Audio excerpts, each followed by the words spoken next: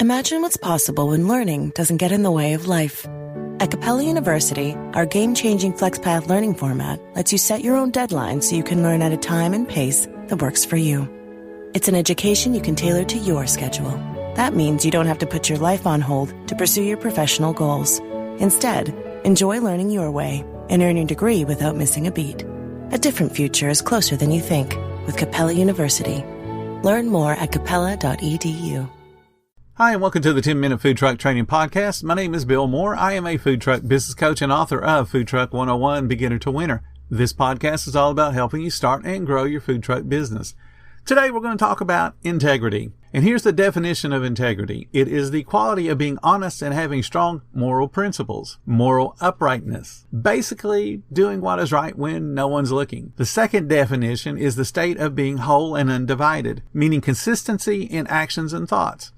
To have integrity, a person can't have conflicting ideals that change to suit the needs of a situation. Basically, what's right is always right.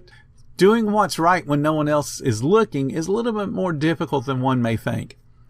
Years ago, I was on an advisory board for a Burger King franchisee. Our quarterly meetings consisted of gathering at the corporate office to discuss all kinds of stuff that would help the store level management to either make more profit, control their costs, make more bonus, give them ways to be more efficient in their daily operations. Most of the meetings were really boring. Occasionally we would hit some brilliant stroke of genius, and then we would be able to really help the store management at the store level. I loved attending those meetings. You guys know I love helping people. So just that chance of being able to do something that would help all the different store managers across the country made me feel really, really good to attend those meetings, because there was always that spark of, oh, we might be able to do this. And I always found a way to attend those meetings, even when my district was shorthanded. We had a 6-store district, and at one spring, and it lasted for about 8 months, we only had about 13 managers on payroll to cover those 6 stores. Now, when you understand that you need 2 managers per day, one to open, one to close,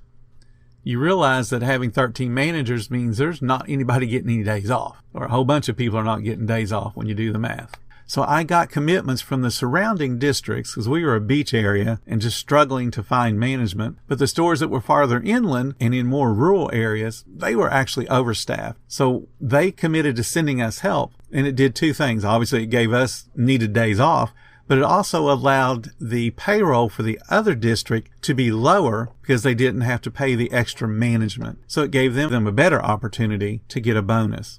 So they didn't mind sending us help. It helped them, and it helped us. The advisory meeting was held about 2 hours away from my district, and that would give me about a 12-hour day. I would have to get up around 6 in the morning, drive 2 hours to the meeting. The meeting started around 8. We'd break for lunch, and then we'd conclude the afternoon. We'd get done around 4-ish, sometimes 5, and then I'd have to drive home.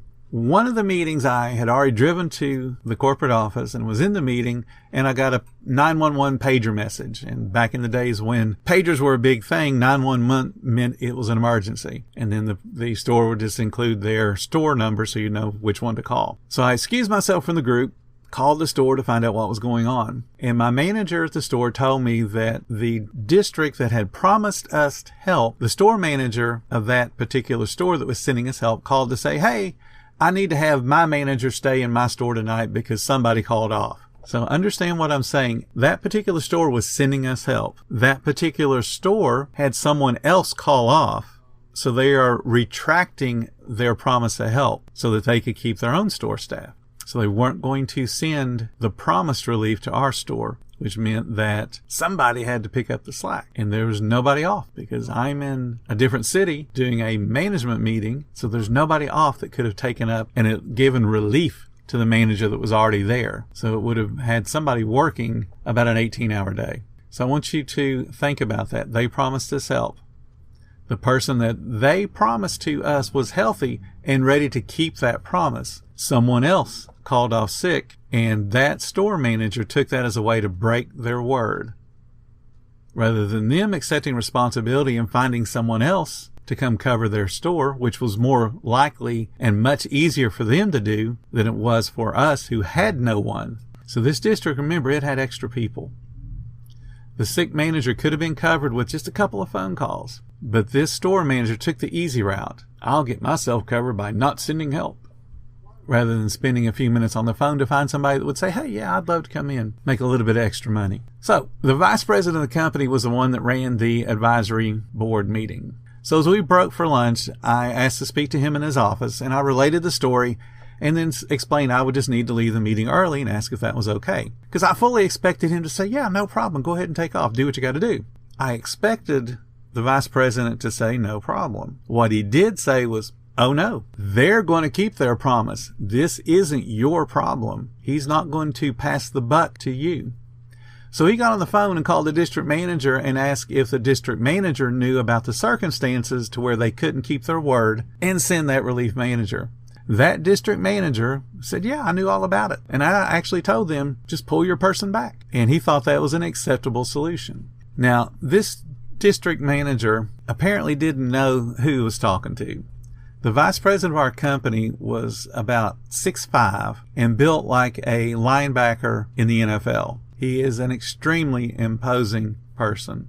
He calmly, but amplified the bass in his voice, told the district manager to send help as promised, and then for him to figure out how to cover his own stores without breaking those promises. He said, I don't care who has to work tonight. You're going to keep your promise. And even if it's you working a shift, you will keep that promise. And then in a very chilling and quiet voice said, my expectation of my leaders is to keep their word. Do you understand? And then he hung up the phone. And he turned to me with a smile and said, you don't have to worry about coverage. Now let's go have some lunch. And he offered to take me to a local steakhouse and treated me to a steak for lunch. I was stunned. I honestly thought he would just say, yeah, no problem, Bill, go ahead and take off. You got to do what you got to do. That was the way he was. But he was also one that expected people to keep their word and to do whatever it takes to keep their word. I'd always respected him because he was just a very smart, intelligent, restaurant and guest service centered person. This 5 minutes in his office was way worth more than any expensive weekend, let's walk on fire guru seminar nonsense. He set the example, and then he followed it up whenever he had the opportunity to show people, hey, I do what I say, and I say what I do. As a business owner, your integrity is your word. It's your reputation. Those things are the currency of your personal brand and ultimately of your business. When you start breaking your word, you look the other way when a law is broken and you can't be bothered to follow industry standards because, well, they're just really hard. You become morally bankrupt and you're simply untrustworthy. That lack of moral soon becomes a twisted knot of business failures and you start making excuses for everything that's going wrong. And when your guest comes up, they may not know exactly what your moral shortcomings are, but you can rest assured they're going to notice things just don't feel right. And when guests get those bad feelings, they stop coming to your business. Food trucking is hard enough without looking for ways to cheat and to shortcut. Each step saved by cheating the rules or shortcutting regulations has a cost. That cost is to your business's success. And if you're shortcutting things and you're crippling your own business, all you've done is create a job for yourself. And I promise you, you will soon discover you don't like your boss. Thank you guys so much for listening to the 10-Minute Food Truck Training Podcast. If you find all the information useful to your business, please become a monthly supporter of the podcast. Just hit the support button or follow the link in the description. Every little bit does help keep us going. Join our Facebook group. It's called Food Truck Training. We got a whole bunch of awesome people in that group, from brand new, just starting beginners to decades-old veterans. They're all there to learn, and they're all there to help each other grow and succeed. And again, thank you for listening. Come back tomorrow because I have plenty more to say when it comes to helping you and helping your food truck business grow.